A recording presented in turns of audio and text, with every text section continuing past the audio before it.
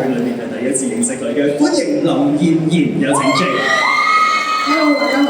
Hi。好耐冇見啦。係啊，但係以前音樂比賽我只係嗌完你出嚟我就要走出去㗎啦，因為你要表演啊嘛，係咪？今日真係可以傾下偈，好開心。係啊，好耐。介紹一下呢一首歌啦，歌名叫做《做自己的光》，聽到呢個歌名都覺得係一種好 self-empower 嘅一種歌嚟嘅，係咪咧？冇錯。其實呢首歌最主要就係講，只要你自己心中有光，黑暗就唔會再出現喺你嘅眼前。咁喺呢首歌裏面咧，歌詞啦或者音樂上面啦，都會有好多唔同嘅元素。特別我想問下，有冇某一段嘅歌詞，其實阿 J 都覺得好正喎。無論你自己錄音你唱嘅時候覺得好正啦，又或者聽嘅時候都會覺得，咦，連自己都覺得鼓勵到自己。其實咧都想透露少少啦，呢首歌咧係我有份參與填詞嘅，咁所以咧喺個詞入邊咧我都加咗好多自己對於一啲經歷啦，或者一啲感覺，我放咗喺我嘅歌曲入邊啦。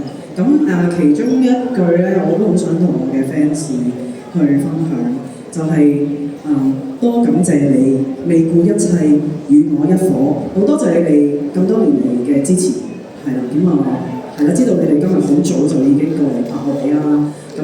好多謝你，你哋等咗我2年，我終於有自己嘅新歌推出。咁希望之後嘅演繹，你哋會喜歡我嘅歌曲，多多支持 ，thank you。都要好多謝自己努力咗呢2年嘅時間，讓自己擁有呢一首歌。各位為大家帶嚟有林燕妍嘅呢一首歌《做自己的光》，送俾大家做自己的光。